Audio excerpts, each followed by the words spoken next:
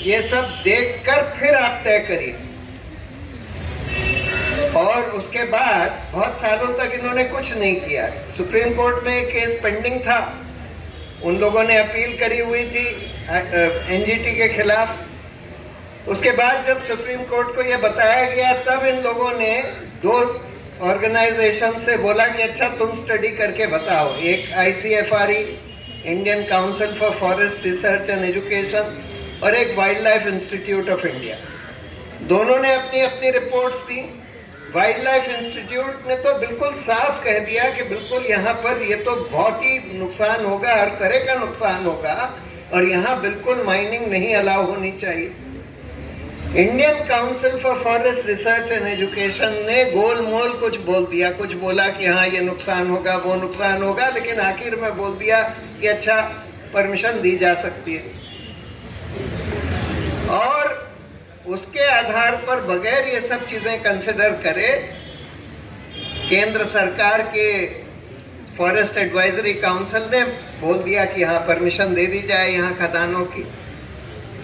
और इसी तरह से एनवायरमेंटल क्लियरेंस के जो रूल्स हैं वो ये कहते हैं कि आपको ये देखना होगा कि कोई और देवरण्या फॉरेस्ट, यहाँ पर पूरे देश का सिर्फ 2% कोयला है। सबसे डेंस, सबसे बड़ा एरिया है कंटिगुअस नो गो और इनवायलेट फॉरेस्ट का, लेकिन पूरे देश का सिर्फ 2% को फिर भी उसको अनदेखा करके ये सब परमिशन दे दी गई। और जैसे ही राजस्थान और छत्तीसगढ़ की सरकार भाजपा के हाथ में आई, तुरंत वहां पेड़ काटने की प्रक्रिया शुरू कर दी गई। और जैसे आपको बताया गया, एक तरफ तो सारे आदिवासी समाएं कराई नहीं गई, फर्जी कराई गई वगैरह वगैरह।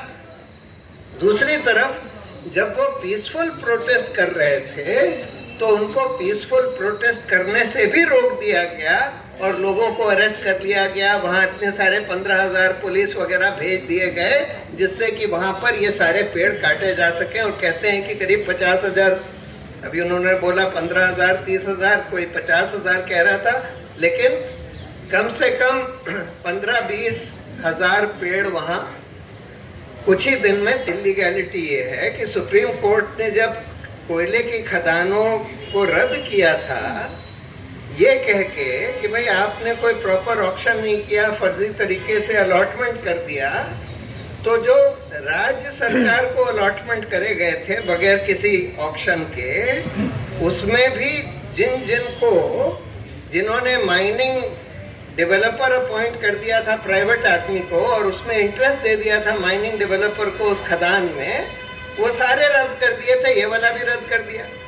लेकिन उसके बावजूद भी इन्होंने फिर से बगैर कोई टेंडर के, राजस्थान विद्युत निगम को तो खैर ऐसे ही मिल गया माइनिंग लीज, कोई वो नहीं हुआ, ऑक्शन नहीं हुआ। उसके बाद उन्होंने अडानी को दे दिया, अडानी को माइन डेवलपर ऑपरेटर बना दिया और उनको 29% उसमें से जितना कोयला निकाला जाएगा उसमें से 29% अडानी ले जा सकता है और वो ले जा रहे हैं। तो हर तरह के कानून का उल्लंघन किया गया। और खेद की बात यह है कि ये सब मामले सुप्रीम कोर्ट में पेंडिंग हैं, लेकिन अनफॉर्चुनेटली उसकी सुनवाई नहीं हो रही और इस बीच में ये सारे जंगल काटे चले जा रहे हैं। हम ये देख रहे हैं कि पूरे देश में अडानी के लिए केंद्र सरकार और भाजपा सरकारें कुछ भी करने के लिए तैयार हैं। कितने भी कानूनों की धज्जियां उड़ा दी जाएं, आप देखिए इनको इतने सारे पोर्ट्स, एयरपोर्ट्स दे दिए गए। एयरपोर्ट में तो रूल था कि जो कंपनी ने कभी एयरपोर्ट नहीं चलाया उनको नहीं दिया जा सकता, लेकिन फिर भी वो रूल बदल के अडानी को 6 एयरपोर्ट्स दे दिए गए।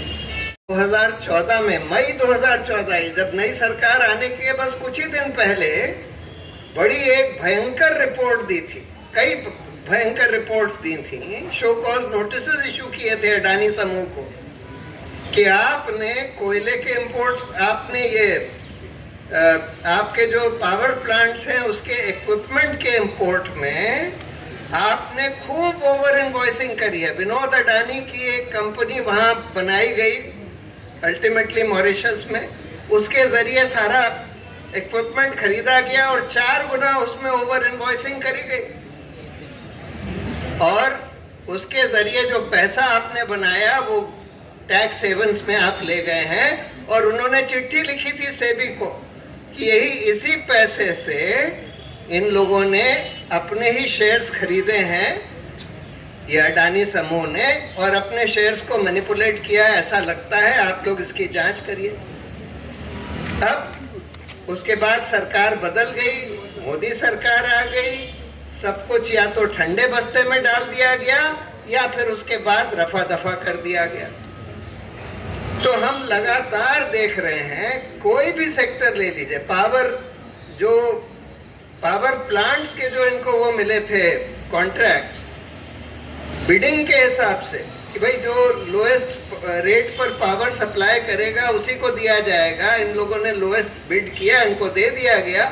उसके बाद इन लोगों को उसके दाम बढ़ाने की इजाजत दे दी गई, जबकि बिल्कुल कानून के हिसाब से जब एक बार बिडिंग में आपको मिलता है तो आपको दाम बढ़ाने की इजाजत नहीं दी जा सकती इस आधार पर कि भाई हमारा कोयला महंगा हो गया है या कुछ। लेकिन सब कुछ किया जा रहा है, सब चीजों की धज्जियां उड़ाई जा रही हैं, चाहे पर्यावरण की हो, चाहे वाइल्ड लाइफ की हो, चाहे आदिवासी के राइट्स की हो। और अगर आप इस तरह से आदिवासियों के हक इस तरह से छीनेंगे, उनके जो जहां रिहाइश करते हैं वो सब जंगल खत्म कर देंगे और उनको पीसफुली प्रोटेस्ट करने से भी रोकेंगे, और फिर आप कहते हैं कि माओइस्ट की प्रॉब्लम बढ़ रही है। ऐसे ही तो बढ़ती है। माओइस्ट की प्रॉब्लम क्यों बढ़ती है? अगर आप इस तरह से लोगों को कुचल दें तो फिर जाहिर है कि उसमें से कुछ लोग फिर हिंसक बन जाते हैं। अगर आप उनका अहिंसक आंदोलन को कुचलते हैं तो फिर उसमें से कुछ लोग हिंसक बन सकते हैं और बन जाते हैं। और एक तरफ ये सरकार ये चाहती है कि भाई हम माओइस्ट प्रॉब्लम को खत्म कर दें, और दूसरी तरफ आदिवासियों के हक को इस तरह से कुचला जा रहा है सिर्फ एक समूह को फायदा पहुंचाने के लिए। तो इसलिए ये जरूरी है कि सारे देश को इनके साथ खड़ा होना चाहिए और अपनी आवाज उठानी चाहिए कि ये सब क्या हो रहा है, ये सब लूट बंद होनी चाहिए। देश का पर्यावरण इस तरह से नष्ट नहीं किया जा सकता, आदिवासियों के हक इस तरह से नहीं छीने जा सकते। ये तो हम लोगों की सबका दायित्व है।